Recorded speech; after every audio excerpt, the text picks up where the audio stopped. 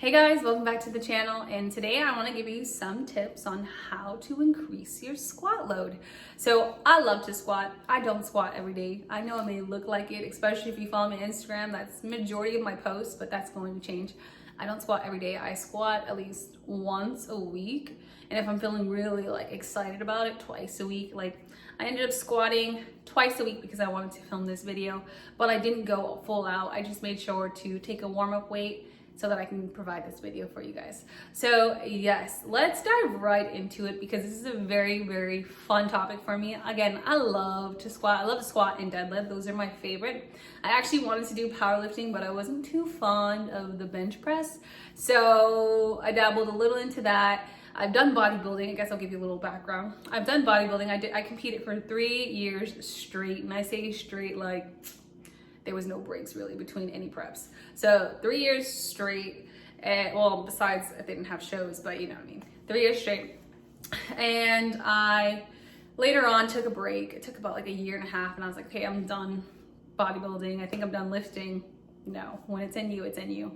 And so I ended up dabbling a little bit, getting my feet wet in powerlifting. I actually was trained by a powerlifter.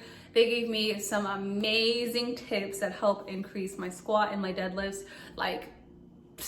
Bodybuilding super dope, but when you put them together, yes, it was magical. And lastly, I didn't dabble into it. I really was just very inspired by CrossFit. I think it's amazing that they're able to, push their bodies to that limit. So I studied, I bought their books, their guides, and just wanted to study what was the difference between bodybuilding, powerlifting, and CrossFit. And so I kind of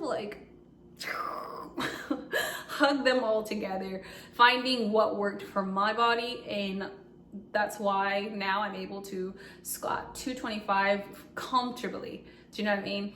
And I'll post videos. You guys will see it. I'll show you some clips. But enough about me. I want to show you how you can do. And the first thing I want to say is before you even think about adding any weight or even collecting the bar to squat, the fundamental is your form. Go back to the ABC. So before you even start anything, you want to know the form. So that's what we're gonna be talking about. I'll give you some tips on form and how that form is ultimately gonna help you increase your squat. And that's if you don't have any injuries or anything prohibiting you from squatting, according to your doctor. And if you don't know, go get checked out. Don't hurt yourself. It's not worth it. So the first thing I do when heading to the gym is to go warm up. Many people don't even like to warm up. They think it's very time consuming. Oh, what's the point? The point is to prepare the body for the movements, and the compound movements especially, that you're about to perform. This is to prevent injury. This is to ensure that those muscles are ready for the load that you're about to put them on, so that they can recruit the necessary fibers and muscle. So warm up, please. That's all I'm gonna say. So as you're gonna see in this clip, I am warming up.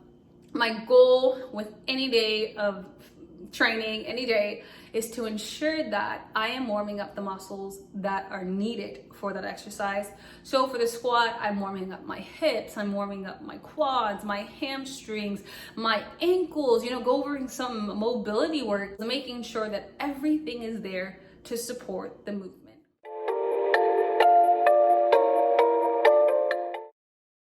First, we're going to start with our feet shoulder width apart and our toes slightly pointed outwards. Next, we're going to make sure that our chest is open and up and our shoulders are down. Do not let your shoulders round in. Next, we're going to have our head up and we're going to be looking slightly above parallel.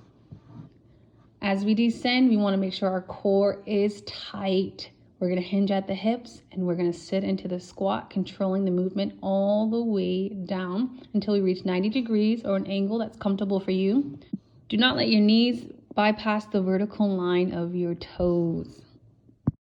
Still, our head is up, and as we get ready to ascend, we're going to push through our heels, squeezing the glutes to the top of that motion. We're going to come back down, making sure that our knees are not bypassing our toes. We're hinging at the hip. And most importantly, I want you to think about is your breathing.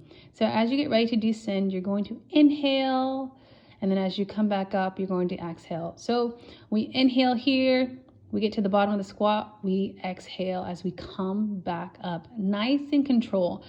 The breathing is going to allow us to control the movement from start to finish. And this is your squat form.